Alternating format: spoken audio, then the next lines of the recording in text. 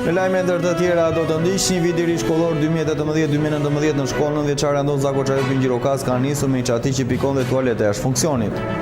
Shqipëria është vendi më i rrezikuar në Ballkan nga pasiguria ushqimore e një problematikë që shqiptarët e vuajnë për ditë. Vdekshmëria foshnjore nën 5 vjeç në Shqipëri paraqet shifra alarmante 8.8 vdekje për 1000 banor. Edicioni informativ në televizionin Kanal 7 mundësohet nga Epi Plodekor.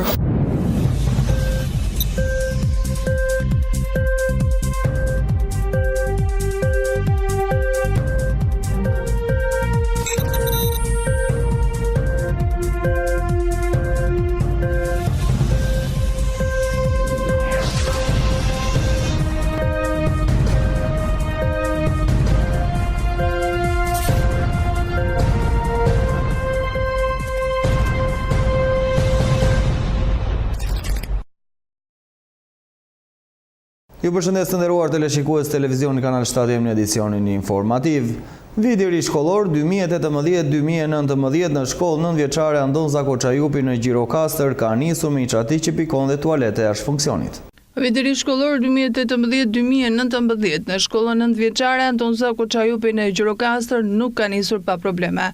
Drejtoresha e shkollës, Sonja Alma Dudumi, thotë se një problem shqetësues është taraca e shkollës, e cila pikon dhe lagështia është përndarë në të gjitha klasat.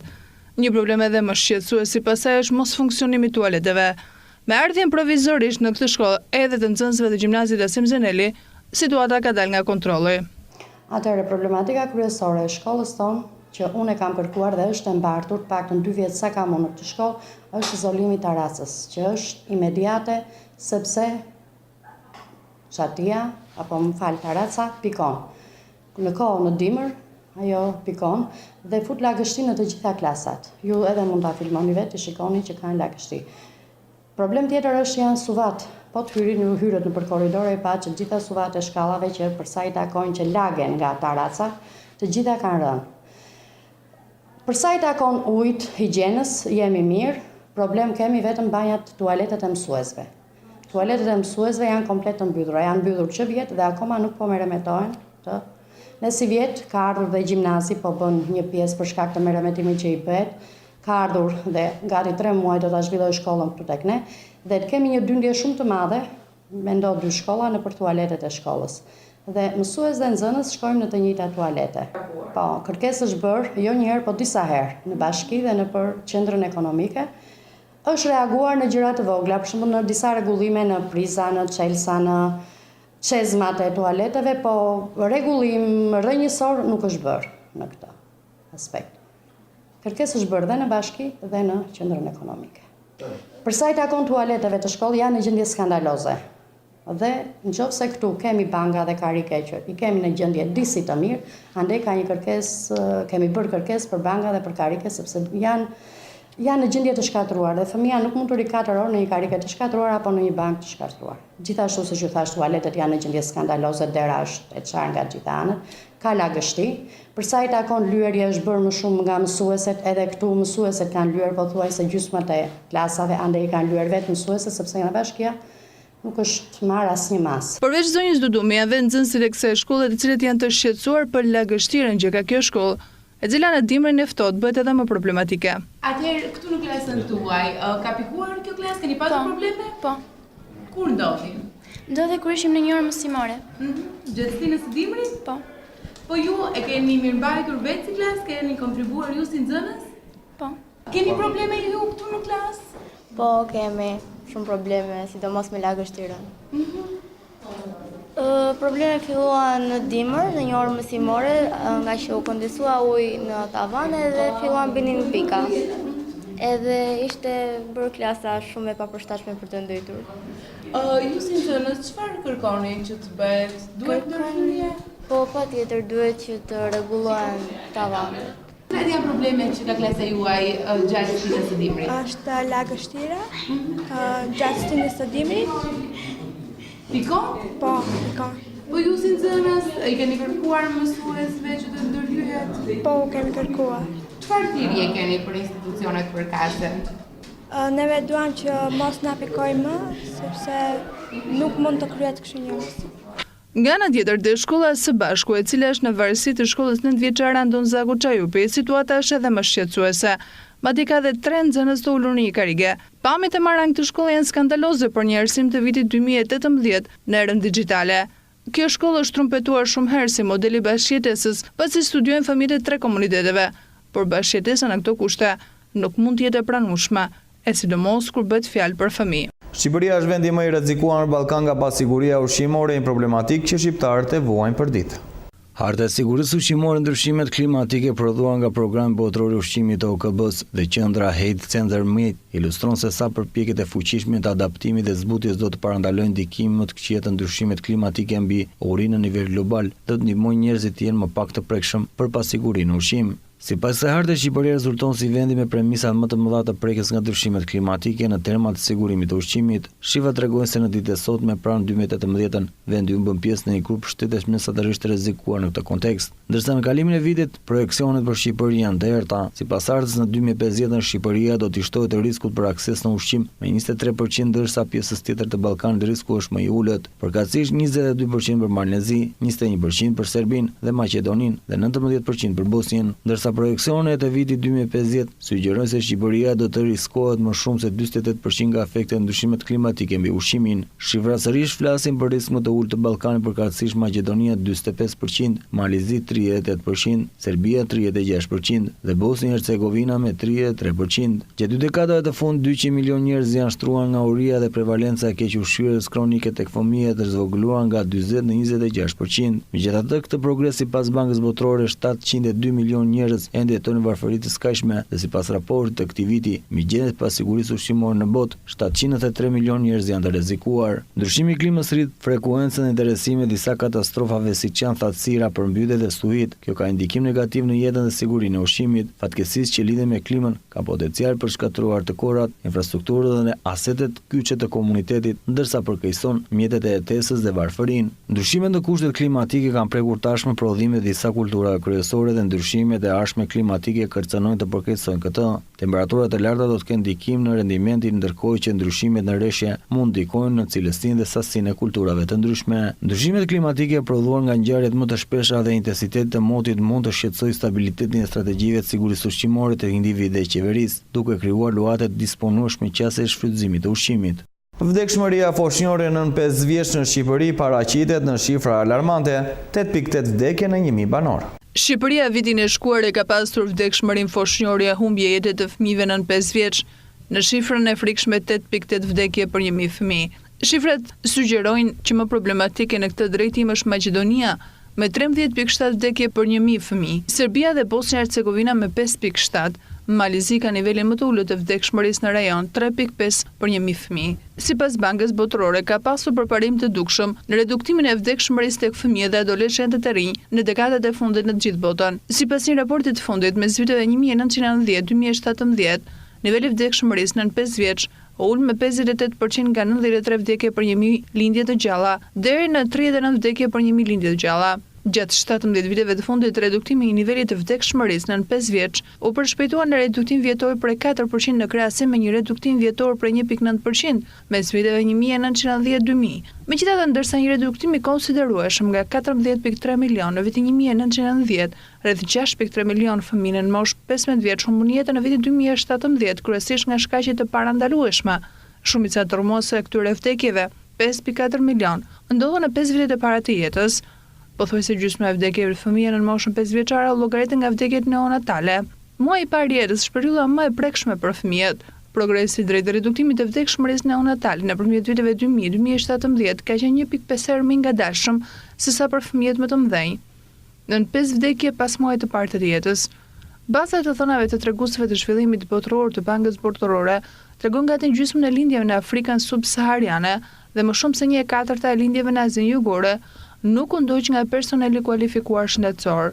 Për të ulur më tej vdekjet e fëmijëve, qasja universale në shërbime shëndetësore, cilësore dhe të përballueshme është kritike, veçanërisht gjatë kohës së lindjes dhe gjatë viteve të hershme. Raporti thotë, në 2017 dhe 118 vende tashmë kishin një normë të vdekshmërisë nën 5 vjeç në synimin jo më shumë se 25 vdekje për 1000 lindje të gjalla. ndër 77 vendet e mbertura për parimin do të duhet të përshpejtohet në rreth 50 vende për të arritur objektivin e vitit 2030. Shanset për mbijetesë varen shumë se ku lindin fëmijët. Nga shtetet e marra në studim, Somalia ka shkallën më të lartë të vdekshmërisë në moshën 5 vjeçare, në 127 fëmijë për 1000 të tillë. 1 në 8 fëmijë vdes, ndërsa Islanda dhe Slovania kanë raportin më të ulët me 2.1 për 1000 banor. Fëmijët në Somali kanë 60 herë më shumë gjasa të vdesin në 5 vitet e para të jetës sesa ato në Islandë dhe Sloveni. Përqendrohemi në këto momente në zhvillimin më të fundit nga rajoni dhe bota. Presidenti amerikan Donald Trump tha të mërkurën se nuk ishte shqetësuar që kryetari i fushatës së tij në 2016 Paul Manafort ka rënë dakord të bashkëpunojë me prokurorin e posaçëm Robert Mueller në hetimin e gjerë që po kryen në lidhje të mundshme me njerëz të fushatës të zotit Trump me Rusin. Besoj se ai do të thotë të vërtetën, u tha zoti Trump gazetarëve në shtëpinë e bardhë ndërsa po nisi për në Karolinë e Veriut për të parë nga afër dëmet e mëdha që kanë shkaktuar përmbytje pas e uragan në Florence. Edhe nëse thotë të vërtetën, nuk është problem, tha ai. Zoti Manafort arriti një marrëveshje me prokurorin e posaçëm Mueller javën e kaluar duke rënë dakord të tregoj ato që ai di lidhur me veprimet e fushatës zotit Trump, në këmbim që zoti Mueller të rrezoi disa akuza penale të ngritur kundër tij. 69 vjeçar Paul Manafort, një lobist me përvojë në Washington, u deklarua faktor për 2 akuza lidhur me përpjekjet e tij lobuese fitimpruese në funksion të ish udhëheqësit të Ukrainës Viktor Yanukovych përpara se të përfshihen në fushatën e zotit Trump. Një gjykatë në Pakistan ka urdhëruar lirimin e ish-kryeministit të vendit Nawaz Zarif 2 muaj pasi ai nisi kryen dënim me 10 vite burg pasi u gjet fajtor për korrupsion. Gjykata pezulloi dënimin e Zarif dhe të bijës, që dënuan korrik pak përpara se vendi të mbante zgjedhje të përgjithshme. Zarif dhe bija kanë mohuar akuzat dhe vendimi vjen pas apelimit nga ana e tyre, por dhe një javë pasi gruaja e Zarif, Kulsom Nazaf, vdiq në kancerin në Londër. Ata lejuan pak ditë të dilin nga burgu për të marrë pjesë në funeral, por më pas u rikthyen në qeli. Zarif akuzohet për praktika korruptive të lidhura me pronësinë e 4 pronave luksuze në qendër të Londrës. Ai thotë se akuzat janë politikisht të motivuara. Tërherë kryeministër, ai u rrëzuan nga pushteti një vit më herët nga Gjykata Supreme e vendit, pasi fëmijët e tij u lidhin me kompani për te deti në kuadër të atij që njeh si skandali Panama Papers. Vajza e tij u dënuar me 7 vite burg për bashkëfaqësi në krim dhe me 1 vit burg për mosbashkëpunim, ndërsa dhëndri u dënua me 1 vit burg për mosbashkëpunim, po ashtu u ndaluan të mbajnë poste publike për 10 vite pas lirimit.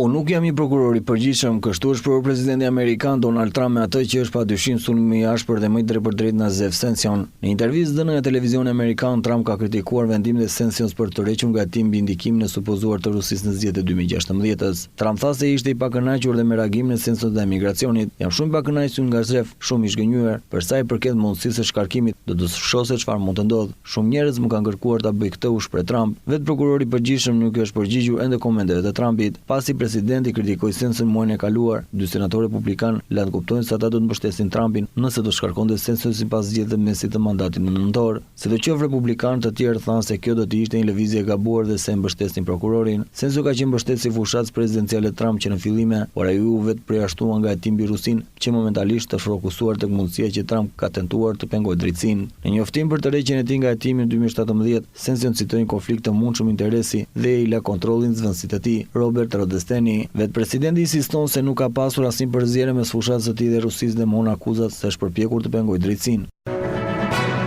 Të vrasësh një gjenerat të tërë, Save the Children një parlajm për situatën e rënduar të fëmijëve në Yemen, ku 5 milion të mijë rrezikojnë të vdesin nga uria. Lufta që po rresh në vend i ka rritur në mënyrë të skajshme çmimet e ushqimeve dhe të karburantit, e problem furnizim përmes sportit nga Hojdieta mund shkaktojë sipas organizatës së njohur në Selin në Britaninë e Madhe, mos u shqyrën në një shkallë të paprecedent. 1 milion fëmijë të tjerë ishin shtuar listës së vegjëve që nuk kanë mundësi të ushqehen, duke çuar shifrën totale të tyre në 5.2 milion. Jemeni i varfër është ngryer që prej 2014 në konflikt vdekë mes rebelëve sunit Houthi e trua besnike ndaj presidentit Mansur Hadi. Alianca drejtuar nga Sauditët ndërhyrë në 2015 në përpjekje për t'i ndalë atin në krah, duke akuzuar Iranin se mbështet Houthit, por rezultati nuk ishte që pritej, që prej atëherë janë vrarë gati 10.000 vet dhe pas bisedimeve të paqes së dështuar në Gjenev këtë muaj, luftimet e ashpra përreth qytetit port të Hodias së kontrolluar nga rebelët nisën sërish. Kjo luftë sipas Save the Children po rrezikon një brez të tërë në Yemen. Fëmijët përballen me rreziqe të cilat nisin nga bombat, tek uria ekstreme dhe sëmundjet e rënda si kolera. Kombet e Bashkuara kanë paralajmëruar se luftime masive në Hojdieta mund të çojnë drejt bllokimit të ushqimeve për 8 milion Yemen, që varen totalisht për mbijetesë.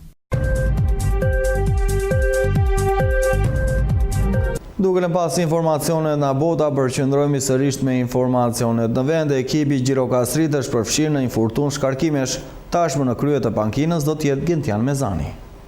Gjendja Mezani do të zbresë në fushë për të nisur aventurën me luftëtarin. Nuk është era e parë që klubi Gjirokastrit i beson një trajneri vlonjat, dhe pse në dekadat e fundit kanë qenë në krye të bluezimit periudha të ndryshme Petra Gjbifsha dhe Gerta Xhiu. Madje ky i fundit gjiti në superior ekipin Gjirokastrit sezonin 2015-2016. Edhe pse klubi ende nuk i ka konfirmuar ndryshimet e tjera, mësohet se nga stafi më pashëm ka mbetur përgatësi atletik grek Kostas Kocidias, si dhe trajneri porterëve bosnjaku Jovan Mihajlović. Në fakt përqendrimin e Kocidias ka pasur pak dilema, por gjithsesi mbetet për tu parë sot kur stafi i ri do të drejtojë skuadrën. Në bisedimin që Mezani ka bërë me Tavon mësohet se ka kërkuar afrimin e një ndihmësi italian. Bëhet fjalë për Franco Pasculeti, me të cilin Mezani punoi dhe në 2 muajt e fundit e Laçi. Pasculeti ka qenë në të kaluar dhe ndihmësi Marco Materazzi te klubi indian Çenjani FC.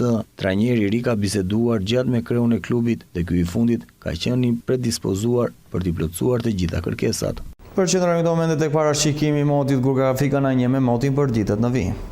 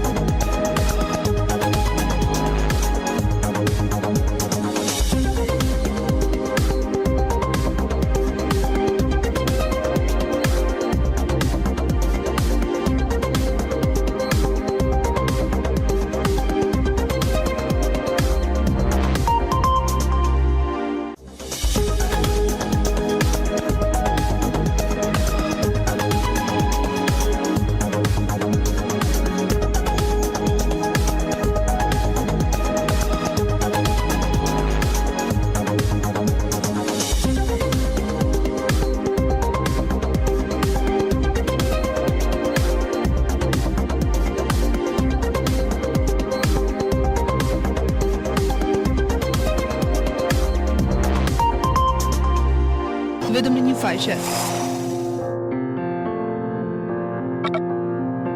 Showbiz, sport, kulturë, lajme politike, ekonomi.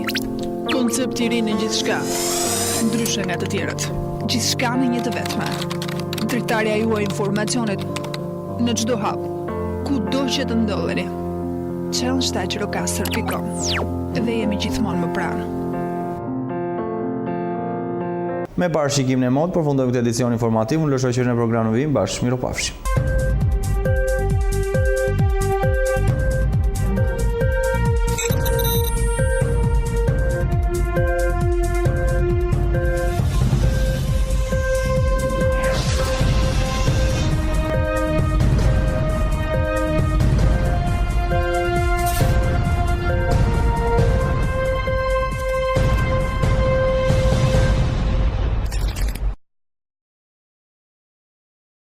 Edicioni informativ në televizionin Kanal 7 mundësohet nga epi Plot Dekor.